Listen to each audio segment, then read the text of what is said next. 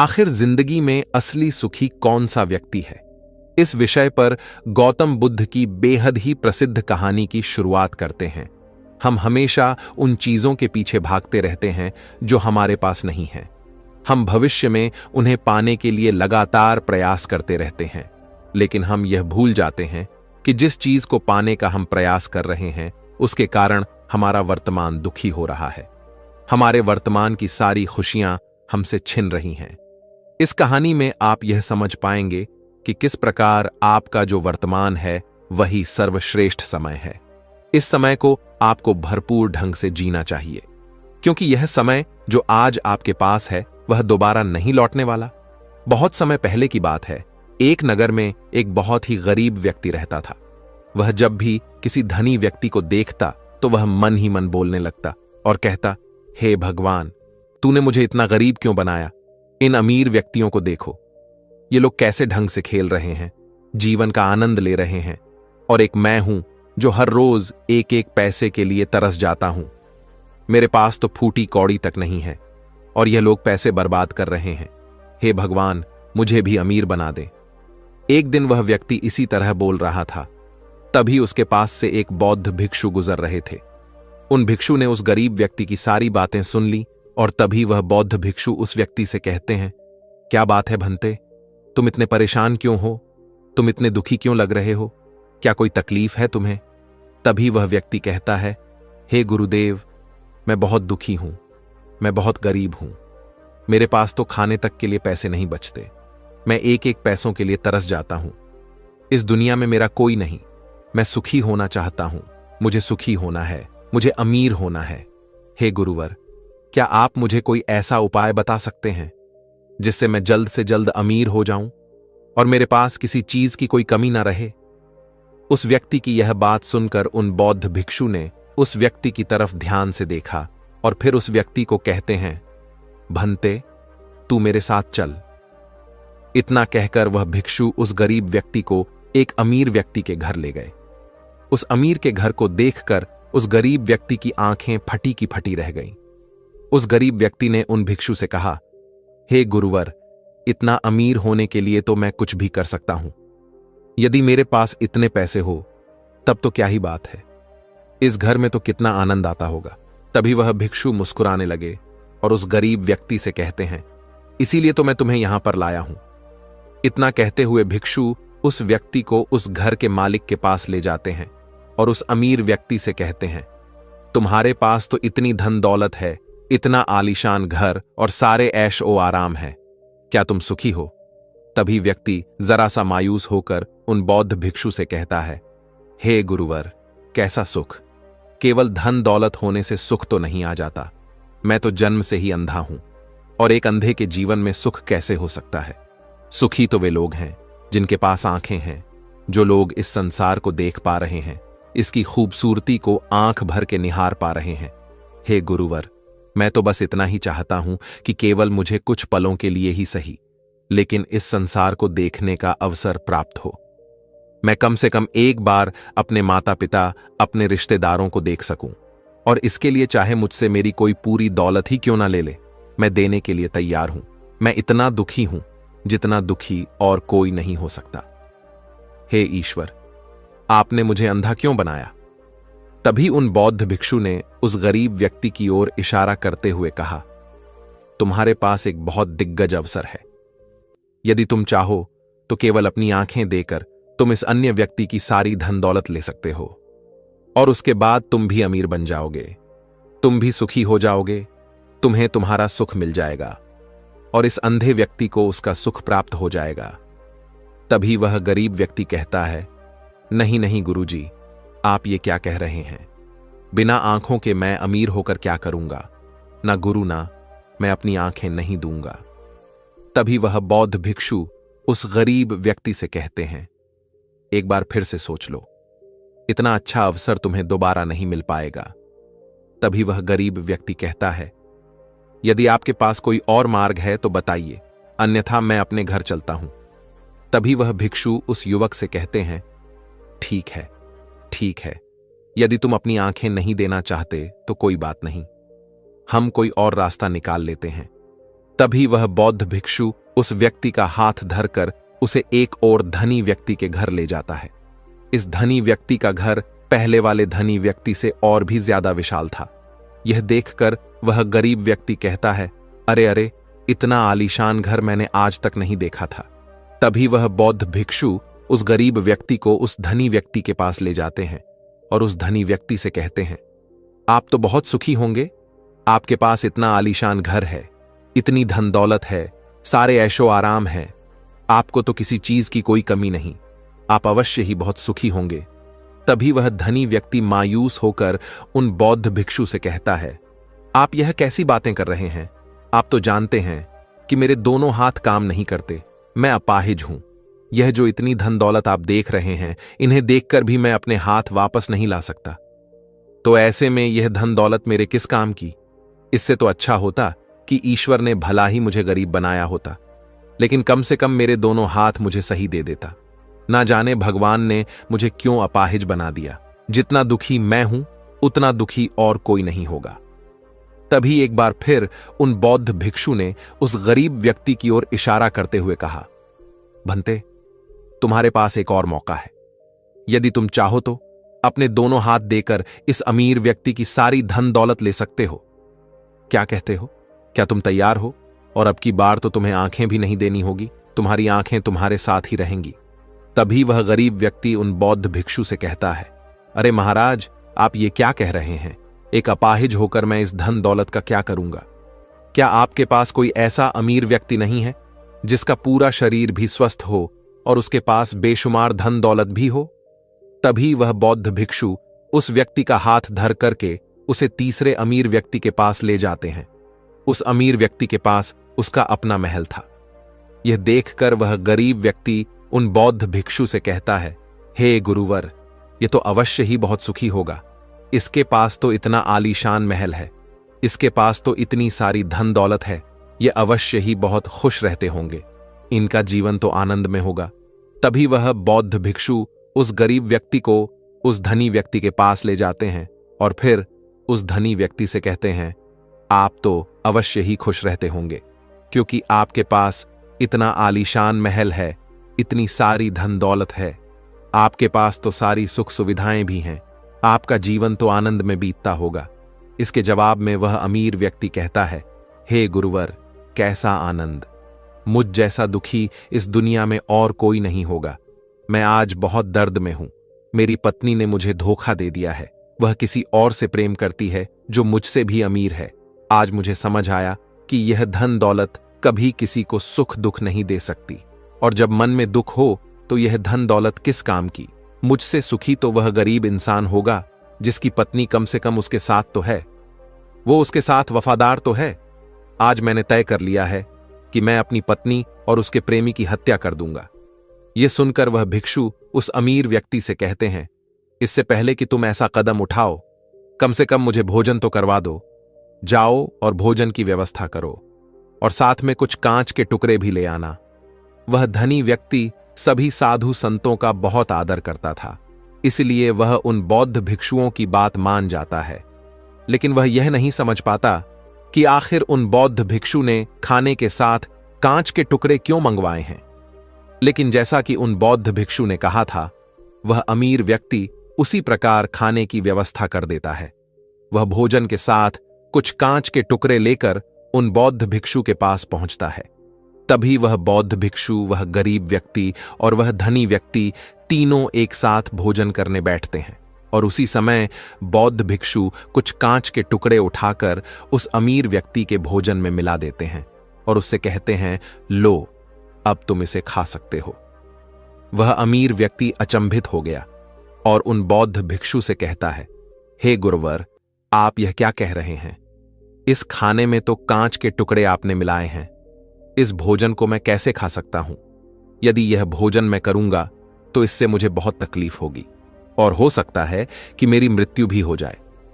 तभी वह भिक्षु मुस्कुराने लगे और उस अमीर व्यक्ति से कहते हैं, तुम्हें यह बात तो समझ में आ गई, लेकिन तुम्हें यह बात नहीं समझ में आती कि अगर इस भोजन को खाना है तो इस भोजन के कांच के टुकड़ों को तुम्हें निकालकर अलग करना ही होगा, तभी यह भोजन तुम्हारे खाने योग्य बनेगा। और तब यह भोजन तुम्हें कोई तकलीफ नहीं देने वाला, बल्कि तुम्हें सुख ही प्रदान करेगा। इस पर वह अमीर व्यक्ति अचरज में उन बौद्ध भिक्षु से कहता है, हे गुरुवर, आखिर आप क्या कहना चाहते हैं? तभी वह बौद्ध भिक्षु उस अमीर व्यक्ति से कहते हैं, ऐसे लोग जो कांच के टुकड़े के समान हैं, यदि तुम उनके साथ चिपके रहोगे तो तुम्हें दर्द तो अवश्य ही होगा।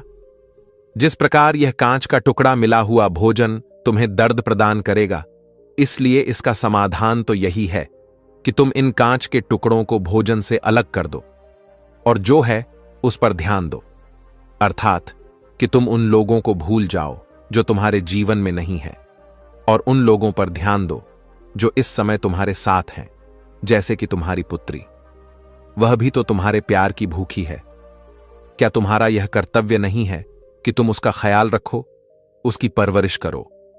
आगे भिक्षु उस अमीर व्यक्ति से कहते हैं, सुख तो तुम्हारे पास ही है, बस इन कांच के टुकड़ों को, अर्थात अपनी पत्नी और उसके प्रेमी की हत्या करने का यह विचार अपने मन से निकाल दो, अन्यथा यह कांच के टुकड़ों से मिला हुआ भोजन के समान ही होगा और इसका परिणाम भी बहुत भयानक होगा।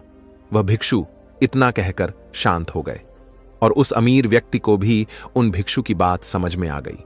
उन्होंने तुरंत ही उन बौद्ध भिक्षु के चरण छुए और वह अमीर व्यक्ति कहने लगा, हे गुरुवर, आपने मुझे पाप करने से बचा लिया है, मैं आपका बहुत बहुत आभारी हूं। उसके बाद वह भिक्षु उस गरीब व्यक्ति को लेकर आगे की ओर निकल जाता है। तभी रास्ते में वह गरीब व्यक्ति उन भिक्षु से कहता है, हे गुरुवर, क्या इस दुनिया में ऐसा कोई नहीं है जो सुखी हो? तभी वह भिक्षु उस गरीब व्यक्ति से कहते हैं, भंते, आखिर तुम सुखी क्यों नहीं हो? इस पर वह गरीब व्यक्ति कुछ देर के लिए सोच विचार करता है, लेकिन उसके पास कोई जवाब नहीं होता। तभी वह भिक्षु उस गरीब व्यक्ति से कहते हैं, क्योंकि तुम्हें वह चाहिए जो तुम्हारे पास नहीं है। तुम्हारे पास धन नहीं है और तुम्हें धन चाहिए। तुम अमीर होना चाहते हो। तुम्हें लगता है कि वह तुम्हें सुख देगा, लेकिन तुम इस वास्तविकता को भी भूल रहे हो कि बाद में तुम्हें दुख भी वही देगा। जैसे कि जब हम पहले एक अमीर व्यक्ति के पास पहुंचे थे तो उसके पास आंखें नहीं थीं। उसके पास जो नहीं था वह उसके लिए बिलक रहा था, जबकि उसके पास तो बेशुमार धन दौलत थी और उसका पूरा शरीर भी पूरी तरह से स्वस्थ था, लेकिन उसका ध्यान उस पर नहीं था। वह उसे छोड़कर उन चीजों के पीछे भाग रहा था जो उसके पास नहीं थीं। इसी तरह से दूसरे अमीर व्यक्ति के पास आंखें थीं, धन दौलत भी थी, लेकिन हाथ नहीं थे। इसी प्रकार जो चीज उसके पास थी वह उसका आनंद नहीं ले रहा था, बल्कि वह तो इस दुख में था कि उसके पास उसके हाथ नहीं है। और ठीक इसी प्रकार से तीसरा अमीर व्यक्ति भी दुखी था, क्योंकि उसके पास तो धन दौलत भी थी, ऐशो आराम भी था और उसके पास तो उसका पूरा शरीर भी था। वह पूरी तरह से स्वस्थ और तंदुरुस्त भी था, लेकिन फिर भी वह दर्द में था, क्योंकि उसे उसकी पत्नी ने धोखा दे दिया था, जो उसकी कभी हो ही नहीं सकती थी। जो स्त्री केवल धन के लिए किसी और के साथ भाग जाए, क्या वह उसका साथ कभी दे सकती थी? नहीं।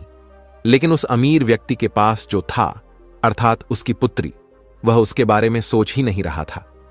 आगे वह भिक्षु उस गरीब व्यक्ति से कहते हैं, अमीर गरीब होने से दुख और सुख का कोई मतलब नहीं होता। अमीर हो या गरीब, हमारे दुखी होने का एकमात्र कारण यही होता है कि हम हमेशा उन चीजों के पीछे भागते रहते हैं जो हमारे पास है ही नहीं, और जो वर्तमान में हमारे पास है हम उस पर ध्यान ही नहीं देते और ना ही उसका आनंद ले पाते हैं। हम तो केवल भविष्य में घूमते रहते हैं, भूतकाल में अटके रह जाते हैं, और यह सारी गलतियां हम वर्तमान की जमीन पर करते हैं। और यही कारण है कि तुम कभी आनंदित हो ही नहीं पाते, तुम कभी खुश नहीं रह पाते, क्योंकि जो आनंद का समय है, अर्थात वर्तमान का समय है, वह तो यूं ही नष्ट हो जाता है। तभी आगे वह भिक्षु उस गरीब व्यक्ति की ओर इशारा करते हुए कहते हैं, भंते, तुम मुझे यह बताओ, क्या तुम्हारे पास उन तीनों अमीर व्यक्तियों के दुखों में से कोई एक भी दुख है?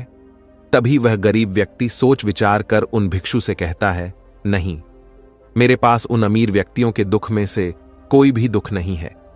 इस पर भिक्षु उस गरीब व्यक्ति से कहते हैं, तो फिर तुम दुखी क्यों हो? इसका जवाब देते हुए वह गरीब व्यक्ति उन भिक्षु से कहता है, हे गुरु, भले ही मैं उनके मुकाबले सुखी हूं, पर क्या धन कमाना या धन प्राप्त करने की इच्छा नहीं होनी चाहिए? क्या मुझे अपने वर्तमान को इसी तरह से स्वीकार कर लेना चाहिए? क्या मुझे हमेशा इसी तरह से गरीब रहना चाहिए? तभी भिक्षु दिल से मुस्कुराते हुए उस गरीब व्यक्ति से कहते हैं, वर्तमान में वर्तमान क्षण का आनंद लो। वर्तमान में ही ऐसे कर्म करो जिससे तुम्हारा भविष्य सुधर सके, लेकिन ऐसी चीजों के पीछे व्यर्थ समय न गवाओ जो तुम्हारे पास आज नहीं है। जो तुम्हारे पास आज है उसका आनंद लो, और जो तुम पाना चाहते हो उसके लिए केवल कर्म करो, और उस कर्म का फल तुम्हें भविष्य में मिलेगा। यानी इसकी चिंता में भी मत रहना, क्योंकि यदि तुम इसकी चिंता में रहोगे तो कभी सुखी नहीं रह पाओगे, भले ही हालात कितने भी बुरे क्यों ना हो। केवल अपने आज पर ध्यान दो और अपने कर्म मन लगाकर करो। इतना कहकर वह भिक्षु शांत हो गए, और गरीब व्यक्ति को भी उन बौद्ध भिक्षु की बात अच्छी तरह से समझ में आ चुकी थी। वह यह समझ चुका था कि अब से उसे अपने वर्तमान पर ध्यान देना है, उसे अपने वर्तमान को सुधारना है। उसके बाद उस गरीब व्यक्ति ने उन बौद्ध भिक्षु को प्रणाम किया और वापस अपने घर लौट गया। अब से वह गरीब व्यक्ति यह सोचकर हमेशा खुश रहने लगा कि कम से कम वह उन 3 अमीर व्यक्तियों से अधिक खुश है। उसके पास अधिक खुशियों की वजह है। हां, यह बात और है कि उसके पास धन नहीं है, लेकिन उसके पास ऐसी चीजें हैं जो धन से कहीं ज्यादा कीमती हैं, और वह है उसका पूरा शरीर जो पूरी तरह से स्वस्थ है। दोस्तों, मैं उम्मीद करता हूं कि यह कहानी सुनने से आपके जीवन में अच्छे बदलाव आए होंगे। आपको इस वीडियो से क्या सीखने मिला, यह कमेंट करके जरूर बताइए, और अपने परिवार, दोस्तों या आपके करीबी इंसान के साथ यह कहानी शेयर करके उन्हें भी इस ज्ञान से परिचित करवाए। बाकी अगर आपको यह वीडियो दिल से अच्छी लगी हो तभी इस वीडियो को लाइक कर देना, और आपने अब तक इस चैनल को सब्सक्राइब ना किया हो तो चैनल को सब्सक्राइब भी जरूर कर देना। आपका हर दिन शुभ हो और खुशियों से आपका जीवन भरा रहे। धन्यवाद। नमो बुद्धाय। चलिए बढ़ते हैं दूसरी कहानी की तरफ। इस कहानी में एक अजीब सा रहस्य बताया गया है, जिससे आप अपने अवचेतन मन की शक्ति को इस्तेमाल करके जिंदगी की कठिन से कठिन सफलता आसानी से प्राप्त कर सकते हैं। कैसे अपने अवचेतन मन की शक्ति को इस्तेमाल करना है, इसकी विधि क्या है, इस विषय पर हम आज एक अद्भुत कहानी आपको सुनाएंगे। दोस्तों, हमारा जो चेतन मन होता है उससे करीब 9 गुना अधिक ताकतवर हमारा अचेतन मन होता है। अगर 1 गुना ताकत हमारे चेतन मन के पास है तो इसका अर्थ यह हुआ कि उससे 9 गुना अधिक ताकत हमारे अवचेतन मन के पास है, क्योंकि अवचेतन मन ही हमारे पूरे शरीर को नियंत्रित करता है। चेतन मन हमारे दिमाग का एक हिस्सा है जो हमारे विचारों और भावनाओं से प्रेरित होता है, और हमारा चेतन मन ही तर्क वितर्क करने में हमारी मदद करता है। लेकिन दूसरी तरफ हमारा अवचेतन मन यह तर्क वितर्क नहीं करता। यह उस जानकारी को ग्रहण कर लेता है जो इसे चेतन मन देता है। इसीलिए जैसा हम अपने अवचेतन मन में सोचते हैं वैसे ही हम बनते चले जाते हैं। क्या आपने कभी इन बातों पर विचार किया है कि कोई व्यक्ति दुखी क्यों है और वहीं पर दूसरा व्यक्ति इतना सुखी क्यों है? एक व्यक्ति सुख और समृद्धि से भरा हुआ है, वहीं पर दूसरा व्यक्ति इतना गरीब और दुखी क्यों है?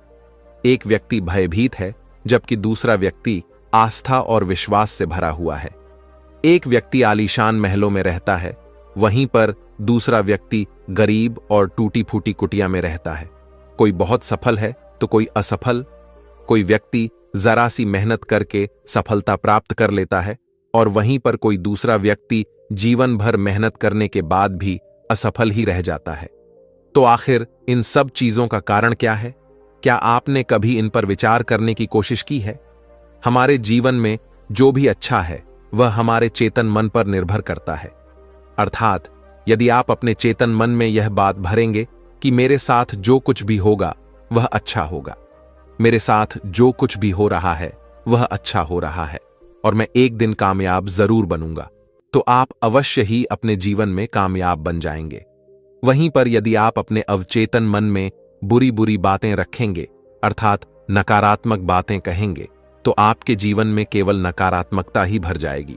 और आपके साथ कुछ भी अच्छा नहीं होगा। आप जहां जाएंगे वहां पर आपके हाथ केवल असफलता ही लगेगी। आप हमेशा निराश और परेशान ही रहेंगे, लेकिन उनका हल आपको कभी नहीं मिल पाएगा। इसलिए यदि आप भी अपने मन को अच्छी तरह से जानना चाहते हैं, वह सेवा काम करवाना चाहते हैं जो आप चाहते हैं, उसे अपने नियंत्रण में रखना चाहते हैं, तो इस कहानी को अंत तक जरूर देखिएगा, क्योंकि इस वीडियो में आपको ऐसी महत्वपूर्ण जानकारियां मिलेगी जिसकी मदद से आप अपना जीवन अच्छे से जी सकते हैं। आप जो चाहे उसे हासिल कर सकते हैं। आप जिस भी लक्ष्य को प्राप्त करना चाहते हैं उसे आप प्राप्त कर सकते हैं। आज की इस कहानी में हम यह जानने वाले हैं कि आखिर चेतन मन और अवचेतन मन में मुख्य अंतर क्या है और वह किस तरह से काम करता है, और हम अपने अचेतन मन में अच्छी बातें किस प्रकार से भर सकते हैं जिससे हमारा जीवन परिवर्तित हो सके, हम सफलता की ओर आगे बढ़ सके। बहुत समय पहले की बात है। एक नगर में एक बहुत ही प्रसिद्ध गुरु रहा करते थे। उनकी ख्याति दूर दूर तक फैली हुई थी। उनके आश्रम में उनके कई शिष्य भी थे। एक दिन संध्या के वक्त वह गुरुवर अपने सभी शिष्यों को बुलाकर उन्हें उपदेश दे रहे थे। वे कह रहे थे, शिष्यों, हमारा मस्तिष्क दो भागों में विभाजित है, चेतन मन और अवचेतन मन। चेतन मन हमारे मस्तिष्क का पहरेदार है, वहीं पर अवचेतन मन हमारा मालिक है। उन गुरु की आवाज सुनकर एक शिष्य ने कहा, है गुरुदेव, आप क्या कहना चाहते हैं?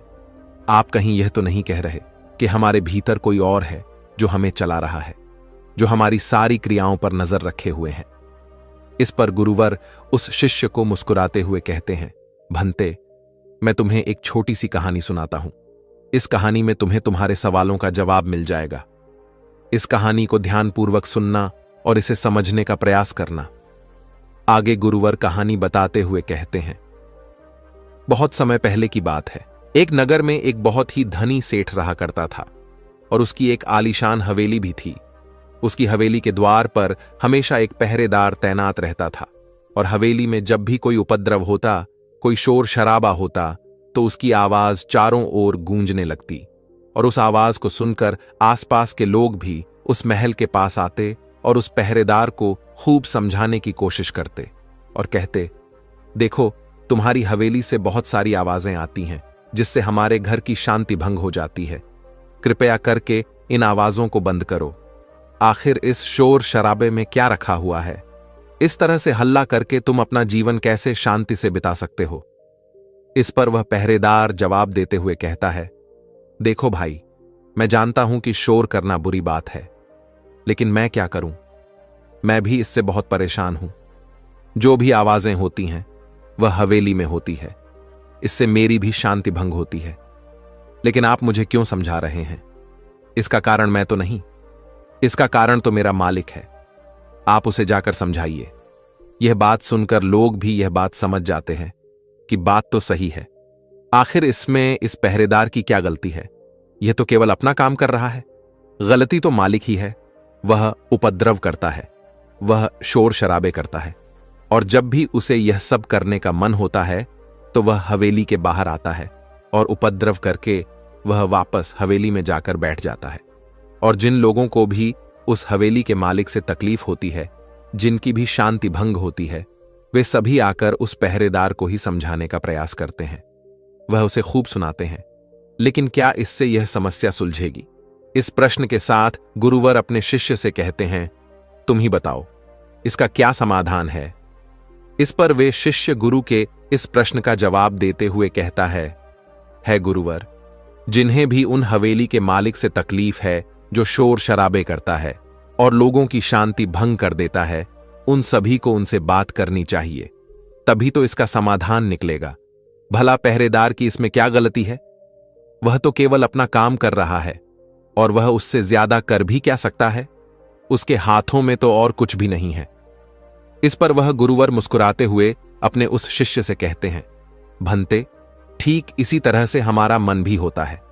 हमारा चेतन मन मनुष्य का पहरेदार होता है और पहरेदार को यह अच्छी तरह से पता है कि क्रोध करना बुरी बात है, बुरे शब्दों का इस्तेमाल करना बुरी बात है, अश्लील ख्यालों में खोए रहना बुरी बात है। अर्थात हमारे चेतन मन को यह बात बहुत अच्छी तरह से पता है कि गुस्सा करना, आलस करना, काम वासना जैसे विचार गलत है। यह सभी विकार हमारे भीतर नकारात्मक विचार उत्पन्न करते हैं, जिससे हमारा विनाश होता है। लेकिन वह कर भी क्या सकता है? वह चीज उसके हाथों में है ही नहीं, क्योंकि वह चीज वह कर ही नहीं रहा।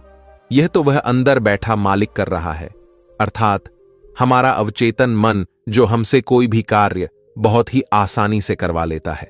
और यह सभी बातें हम में से हर कोई अच्छी तरह से जानते हैं, और हमें ऐसा लगता भी है कि हम अच्छी तरह से समझ चुके हैं, जैसे कि वह पहरेदार समझता है।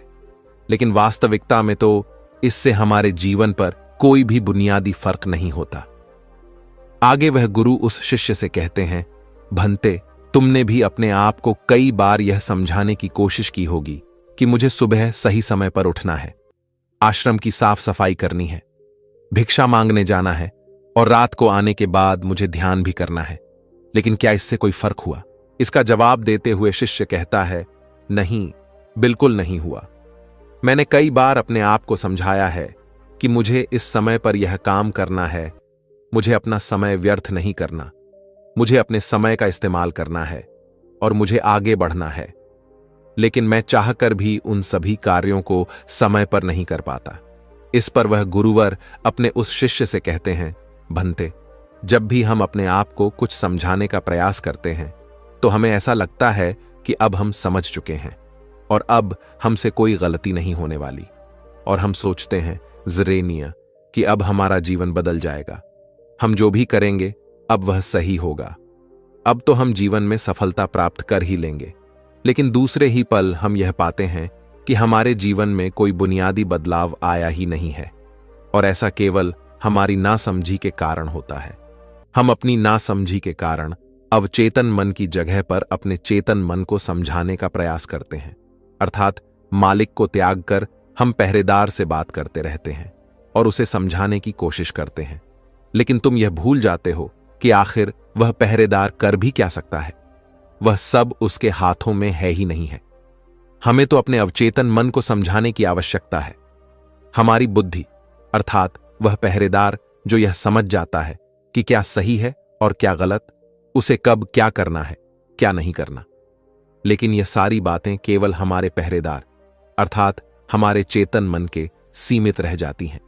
यह सारी बातें हवेली के उस मालिक, अर्थात हमारे अवचेतन मन तक तो पहुंच ही नहीं पाती, और यही कारण है कि हमारे जीवन में कभी कोई बुनियादी बदलाव हो ही नहीं पाता।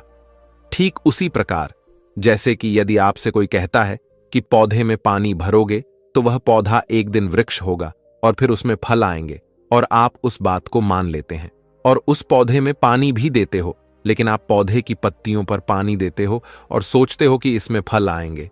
लेकिन जरा एक बार के लिए यह सोचिए, अगर पत्तियों में पानी दोगे तो उसमें फूल और फल कैसे आएंगे?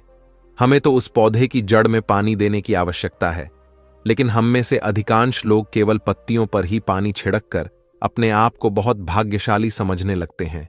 लेकिन वे यह भूल जाते हैं कि जो जो पानी वह पत्तियों पर दे रहे हैं, वह पानी पेड़ की गहराइयों में तो जा ही नहीं पा रहा, तो ऐसे में उस पौधे पर फल कैसे लगेंगी? ठीक इसी प्रकार हम भी अपने मन के साथ करते हैं, और यही कारण है कि हम अपने जीवन में जो भी चाहते हैं वह हमें नहीं मिल पाता। हम अपने जीवन में फल चाहते हैं, लेकिन वह हमें नहीं मिल पाता। इस पर शिष्य उन गुरुवर से कहता है गुरुवर, तो फिर हमें क्या करना चाहिए? क्या ऐसा कोई उपाय है जिससे हम अपने चेतन मन की सारी बातें अपने अवचेतन मन तक पहुंचा सकें? ऐसी कोई प्रक्रिया है जिसमें हम अपने संदेश को अपने चेतन मन तक पहुंचा सके? इस पर वह गुरुवर शिष्य से कहते हैं, भंते, यदि तुमने अपने संदेश को चेतन मन तक पहुंचा दिया, तब तुम जो चाहोगे वह इच्छा प्राप्त कर सकते हो। तुम जैसा चाहो उस लक्ष्य को प्राप्त कर सकते हो, क्योंकि हमारा अवचेतन मन हमारे चेतन मन से 9 गुना अधिक शक्तिशाली होता है। आपने कभी ना कभी यह देखा ही होगा कि एक मनोवैज्ञानिक जब किसी के मन के गुप्त राज को जानने की कोशिश करता है, तब वह मनोवैज्ञानिक जब उसके मन की बात को बाहर निकलवाना चाहता है, उसके अतीत में जो भी घटना घटी है उसमें साफ साफ रूप से प्रवेश करना चाहता है, तो इसके लिए वह हाइप्नोसिस का उपयोग करते हैं। और आप में से अधिकांश लोगों ने इस प्रक्रिया को देखा ही होगा। इस प्रक्रिया का प्रयोग करके मन की सारी सूचनाएं अपने आप ही बाहर निकलती हैं। इस प्रकार किसी के भी मन को काबू में करके हम उससे जो चाहे वह कार्य करवा सकते हैं। हाँ, अब आपके मन में यह भी प्रश्न उठ रहा होगा कि शायद वह सभी हमारे अवचेतन मन की चाल को समझते हैं, वह इसे अच्छी तरह से जानते हैं कि उसे किस तरह से अपने काबू में किया जाता है। तो इसका जवाब बहुत ही सीधा और सरल है, और इसका जवाब है हाँ, क्योंकि उन्होंने इसके ऊपर कई बार प्रयोग किया है और वह इसमें इतने निपुण हो जाते हैं कि वह किसी भी दूसरे मन पर अपना काबू कर सकते हैं। और अगर आप भी अपने अवचेतन मन की बात को समझते हैं, अपने मन की चाल को समझते हैं, तो आप भी अपने ही नहीं बल्कि किसी दूसरे के मन को भी वश में कर सकते हैं।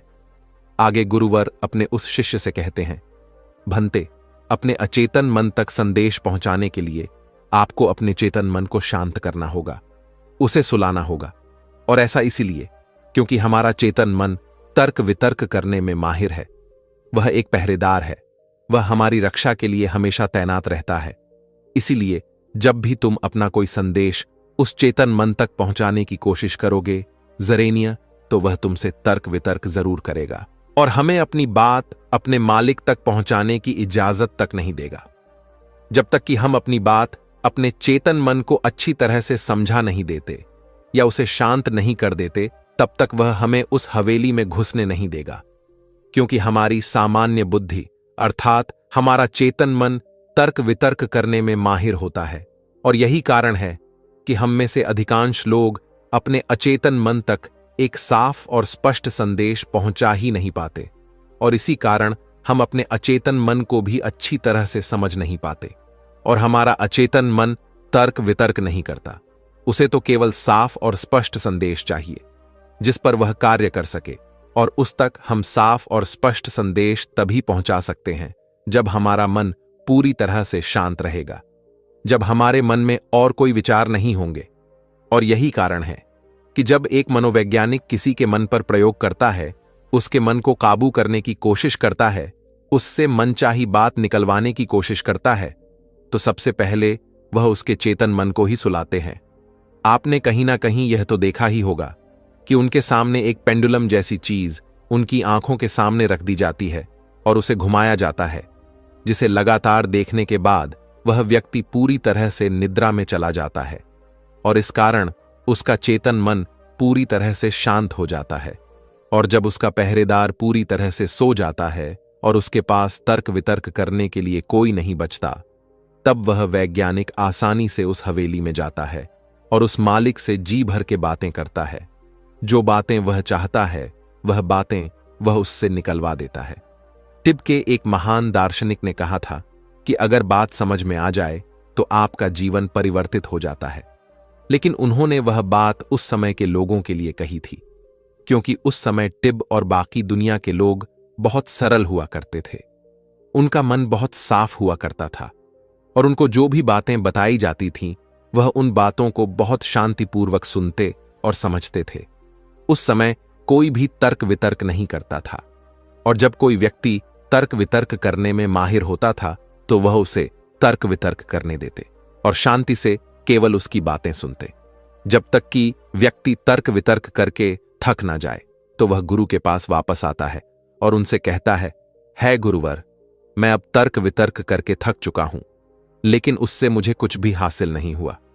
कृपया करके अपना कोई मार्ग बताइए, आप मुझे अपने तरीके से समझाएं। अब मैं उसमें कोई भी अवरोध उत्पन्न नहीं करूंगा। ठीक इसी प्रकार से हमारी बुद्धि भी काम करती है। जब हमारा मस्तिष्क तर्क वितर्क करके थक जाता है, तब उसे इस बात का एहसास होता है कि तर्क वितर्क करके उसे कुछ भी हासिल नहीं होने वाला, और उस समय तक उसे कुछ भी समझ में नहीं आएगा। अगर आपको यह वीडियो दिल से अच्छी लगी हो, तभी इस वीडियो को लाइक कर देना, और आपने अब तक इस चैनल को सब्सक्राइब ना किया हो तो चैनल को सब्सक्राइब भी जरूर कर देना। आपका हर दिन शुभ हो और खुशियों से आपका जीवन भरा रहे। धन्यवाद। नमो बुद्धाय।